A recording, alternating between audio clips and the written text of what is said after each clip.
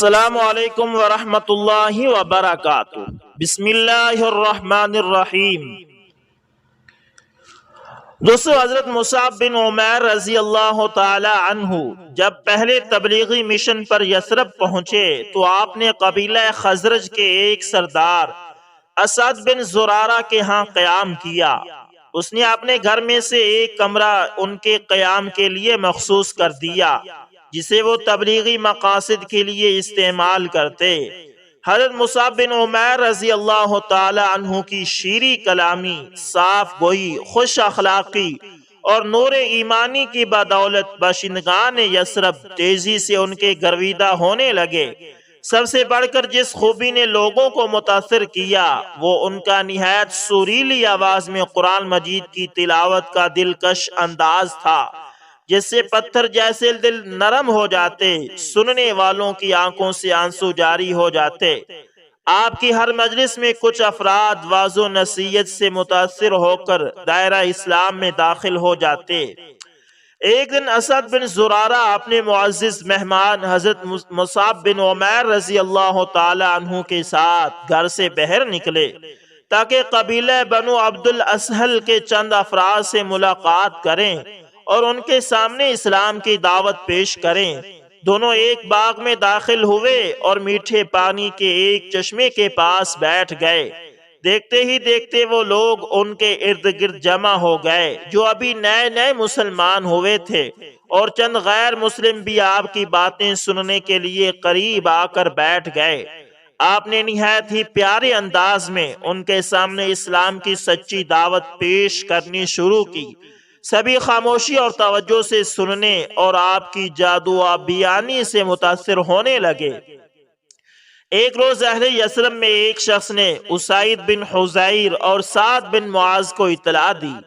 یہ دونوں قبیلہ اوس کے سردار تھے کہ ایک مکی نوجوان ان کے گھروں کے قریب سکونت پذیر ہے، لوگوں کو اپنے دین کی طرف دعوت دینے میں دن رات مصروف ہے، اور اسد بن زرارہ نے اسے اپنے گھر ٹھہرایا ہوا ہے۔ یہ خبر سن کر سعد بن معاذ نے اسید بن حضیر سے کہا، تیرا کچھ نہ رہے، فوراً جاؤ اس مکی نوجوان کی خبر لو جس نے ہمارے گھروں کا رخ کر رکھا ہے۔ وہ چاہتا ہے کہ ہمارے کمزور دل لوگوں کو ورغلائے اور ہمارے خداؤں کی توہین کرے۔ اسے روکو اور تنبیہ کر دو کہ آج کے بعد ہمارے علاقے میں قدم نہ رکھے۔ پھر افسردہ ہو کر کہنے لگے، اگر یہ میری خالہ کے بیٹے اسد بن زرارہ کے ہاں مہمان نہ ہوتا تو میں خود اس کی خبر لیتا اور اسے فوراً یہاں سے بھاگ جانے پر مجبور کر دیتا۔ سعد بن معاذ کی باتیں سن کر اسید بن حضیر نے نیزہ پکڑا اور سیدھا باغ کی طرف چل دیا۔ اسد بن زرارہ نے جب دور سے اسے باغ کی طرف آتے ہوئے دیکھا تو حضرت مصعب بن عمیر رضی اللہ تعالی عنہ کے کان میں کہا، وہ دیکھو، قبیلے کا سردار اسید بن حضیر آ رہا ہے۔ بہت سے کمالات کی بنا پر اسے قبیلے میں عزت و احترام کی نگاہ سے دیکھا جاتا ہے۔ اگر یہ مسلمان ہو جائے تو اس کی وجہ سے بہت سے لوگ اسلام قبول کر لیں گے۔ عذرائے کرم اس کے سامنے اللہ کا پیغام عمدہ اور دل نشین انداز میں پیش کریں۔ دیکھتے ہی دیکھتے اسید بن حضیر بڑے طمطراق اور روب و دبدبے کے ساتھ مجمع کے سامنے آ کھڑا ہوا۔ حضرت مصعب بن عمیر رضی اللہ تعالی عنہ کو مخاطب کر کے کہنے لگا، مجھے یہ بتاؤ کہ تمہیں ہمارے گھروں کی طرف رخ کرنے کی جرت کیسے ہوئی؟ ہمارے کمزور دل لوگوں کو پھسلانے اور ورغلانے کے لیے تمہیں کس نے اجازت دی؟ کان کھول کر میری بات سنو، اگر تمہیں اپنی جان کی ضرورت ہے تو اسی وقت ہماری بستی سے نکل جاؤ۔ حضرت مصعب بن عمیر رضی اللہ تعالی عنہ نے نور ایمان سے چمکتے ہوئے چہرے کے ساتھ اسید بن حضیر کی طرف دیکھا اور نہایت نرم لہجے اور میٹھے انداز میں ارشاد فرمایا، میرے بھائی، کیا تمہیں خیر اور بھلائی مطلوب ہے؟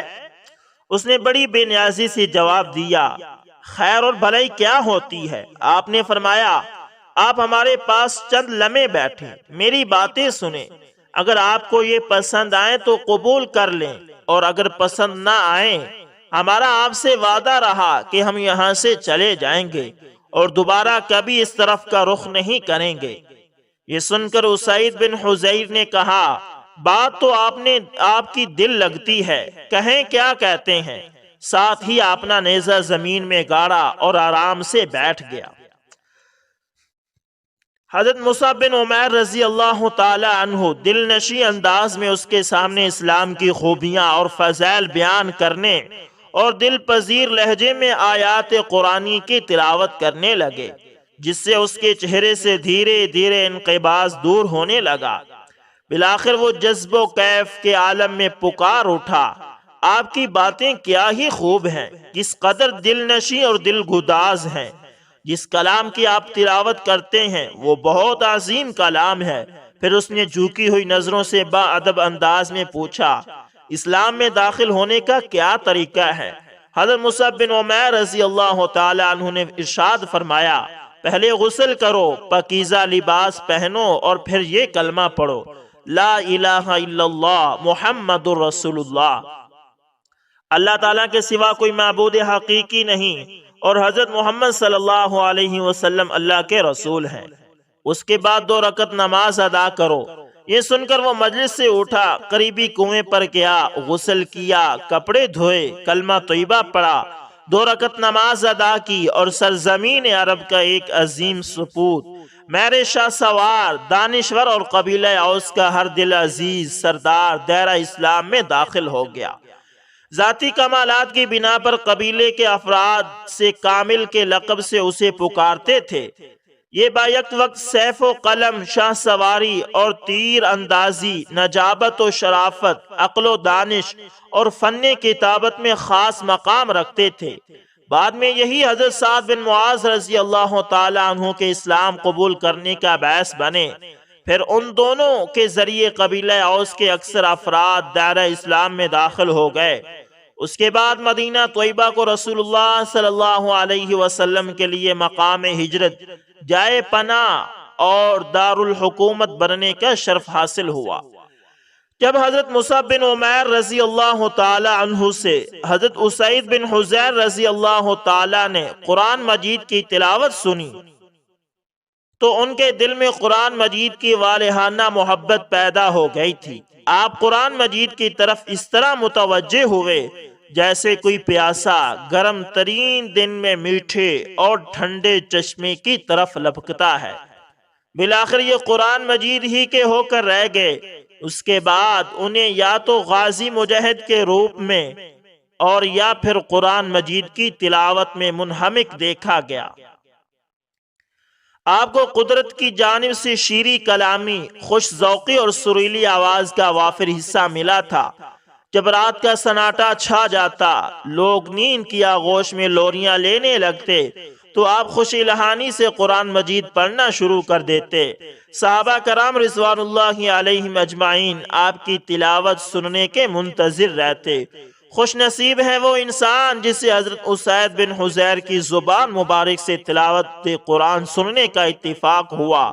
آپ ہو بہو اسی طرح قرآن مجید پڑھتے جیسا کہ رسول اللہ صلی اللہ علیہ وسلم پر نازل ہوا تھا۔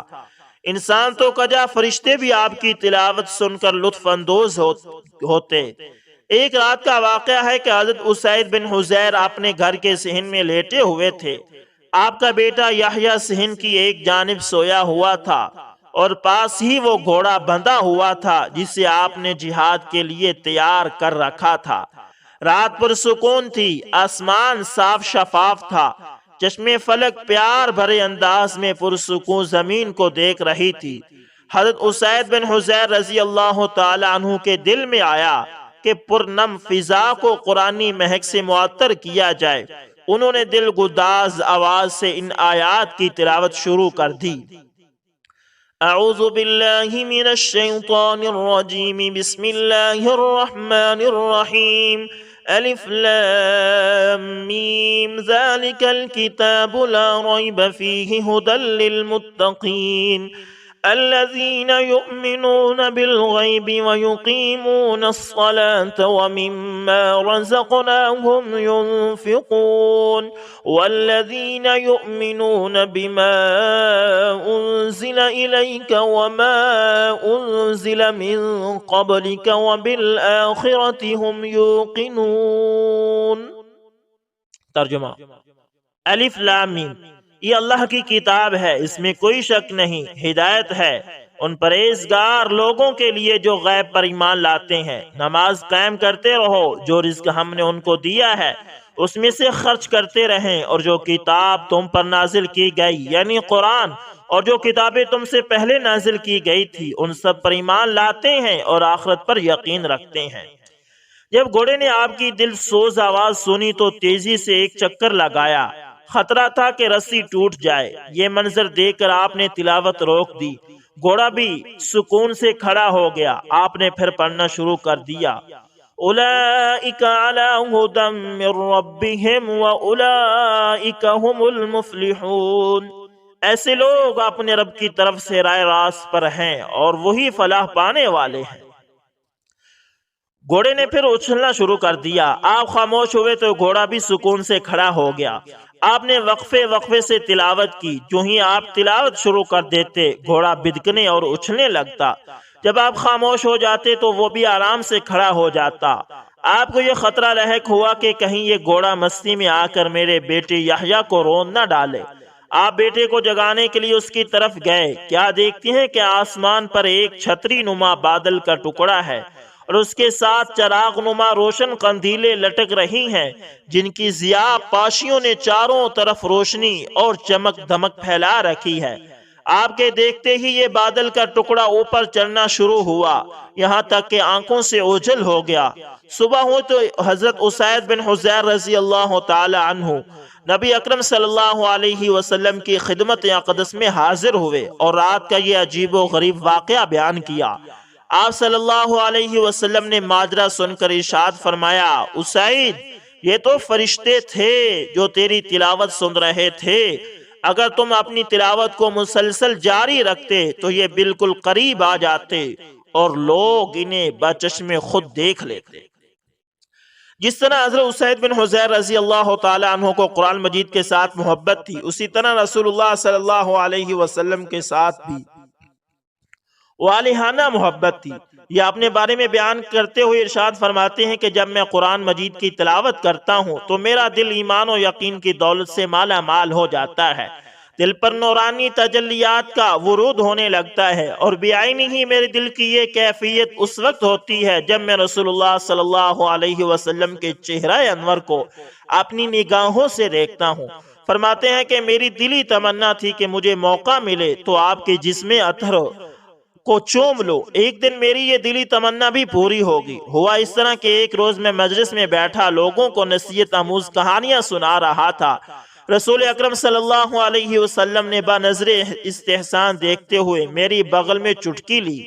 میں نے عرض کی، یا رسول اللہ صلی اللہ علیہ وسلم، اس سے مجھے تکلیف ہوئی۔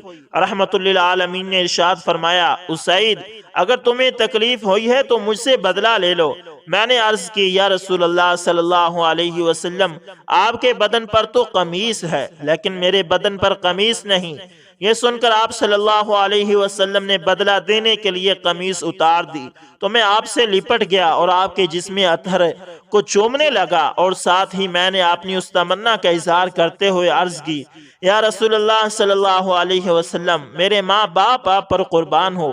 جب سے میں آپ پر ایمان لایا ہوں اسی دن سے میری یہ دلی تمنا تھی کہ آپ کے جسم اطہر کو چوموں۔ اللہ تعالیٰ کا شکر ہے کہ آج میری یہ دلی تمنا پوری ہوئی۔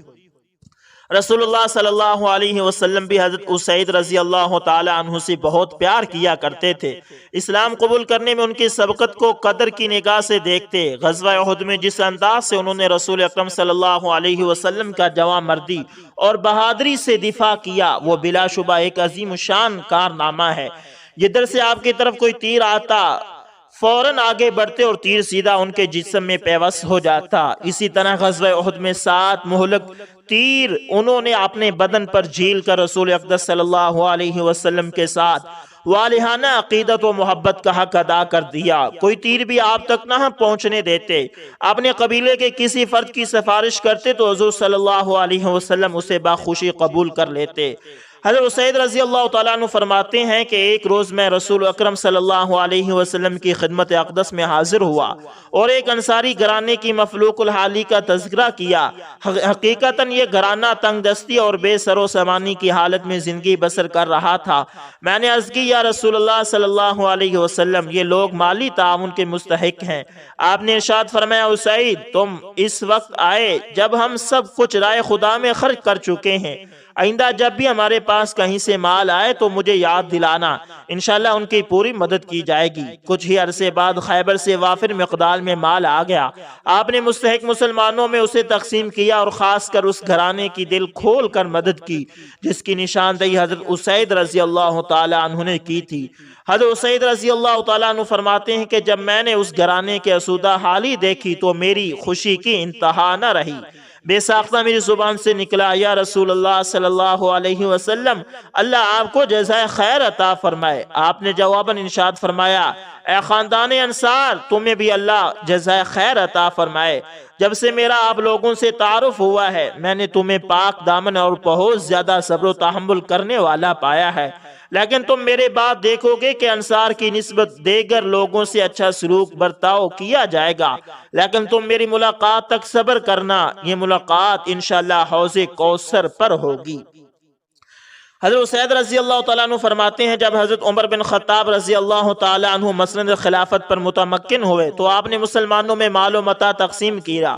میرے حصے میں ایک چوغا آیا جو میری نگاہ میں ایک معمولی سی تھا۔ میں ابھی مسجد میں ہی بیٹھا تھا کہ میرے پاس ایک قریشی نوجوان گزرا جس نے بہت قیمتی اور عمدہ لباس زیبہ تن کر رکھا تھا۔ یہ لباس امیر المومنین نے اسے بیت المال سے عنایت کیا تھا اور یہ اتنا لمبا تھا کہ زمین پر گھستا ہوا جا رہا تھا۔ یہ منظر دیکھ کر مجھے وہ فرمان رسول اکرم صلی اللہ علیہ وسلم یاد آ گیا جو آپ نے انصار کے متعلق ارشاد فرمایا تھا کہ میرے بعد انصار سے زیادہ دوسرے لوگوں کو ترجیح دی جائے گی، اور یہ فرمان نبی صلی اللہ علیہ وسلم میں نے اپنے پاس بیٹھے ہوئے ایک ساتھی کو بھی سنایا۔ وہ شخص میری بات سنتے ہی اٹھا اور امیر المؤمنین حضرت عمر رضی اللہ تعالیٰ عنہ کے پاس پہنچا اور آپ کو وہ سب کچھ بتا دیا جو میں نے اس کے سامنے کہا تھا۔ حضرت عمر رضی اللہ تعالیٰ عنہ یہ بات سنتے ہی میرے پاس پہنچے۔ میں اس وقت نماز پڑھ رہا تھا۔ آپ نے گرجدار آواز میں کہا، اسید جلدی نماز پڑھو۔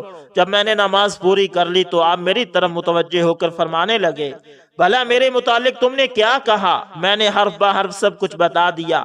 حضرت عمر رضی اللہ تعالیٰ عنہ نے یہ سن کر ارشاد فرمایا، اسید اللہ آپ کو معاف فرمائے، یہ لباس میں نے اس شخص کو دیا تھا جسے انصاری ہونے کے ساتھ ساتھ بیعت عقبہ، غزوہ بدر اور غزوہ احد میں شریک ہونے کا شرف بھی حاصل ہے۔ واقعہ دراصل یہ ہے کہ لباس اس قریشی نوجوان نے ان سے خرید لیا۔ اب بتائیں اس میں میرا کیا قصور ہے؟ تمہارا کیا خیال ہے کہ جس صورتحال کی خبر رسول اللہ صلی اللہ علیہ وسلم نے تمہیں دی تھی وہ میری دور حکومت میں ظہور پذیر ہوگی؟ یہ سن کر حضرت اسید بن حضیر رضی اللہ تعالیٰ عنہ فوراً بولے، امیر المومنین اللہ جانتا ہے، میرا بھی یہی خیال ہے کہ آپ کے دور حکومت میں ایسا نہیں ہو سکتا۔ حضرت اسید بن حضیر رضی اللہ تعالیٰ عنہ اس کے بعد زیادہ دیر تک زندہ نہ رہے۔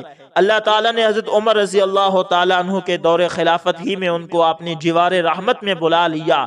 جب آپ اللہ کو پیارے ہو گئے تو پتہ چلا کہ 4000 درہم کے مقروض تھے۔ آپ کے وارثوں نے سوچا قرض ادا کرنے کے لیے ان کی زرعی زمین کو بیچ دیا جائے۔ امیر المومنین حضرت عمر رضی اللہ تعالیٰ عنہ کو پتہ چلا تو آپ نے فوراً قرض خواہوں سے رابطہ قائم کیا اور انہیں سالانہ 1000 درہم کا اناج لینے پر راضی کر لیا۔ اس طرح 4 سال کے عرصے میں قرض ادا ہو گیا اور زمین اولاد کی ملکیت میں رہی۔ دوستو یہ تھے حضرت اسید بن حضیر رضی اللہ تعالیٰ جن کا ایمان افروز واقعہ آپ کی خدمت میں پیش کیا ہے۔ امید کرتا ہوں آپ کو ویڈیو اچھی لگی ہوگی اور آپ یہ پسند کرتے ہوں گے کہ مزید اس طرح کے صحابہ کے ایمان افروز واقعات آپ کی خدمت میں پیش کیے جائیں۔ اس لیے آپ ہمارے چینل کے ساتھ جڑے رہیں تاکہ ہر نئی ویڈیو آتے ہوئے سب سے پہلے آپ تک پہنچتی رہے۔ تو دوستو اگر آپ ہمارے channel AS information T V پر نئے ہیں تو اس کو لازمی سبسکرائب کریں اور ساتھ بیل کے نشان کو دبانا نہ بھولیے گا تاکہ ہر نئی ویڈیو کا نوٹیفیکیشن آپ تک پہنچتا رہے۔ ملتے ہیں کسی نیکسٹ اچھی سی ویڈیو کے اندر، تب تک کے لیے اللہ حافظ۔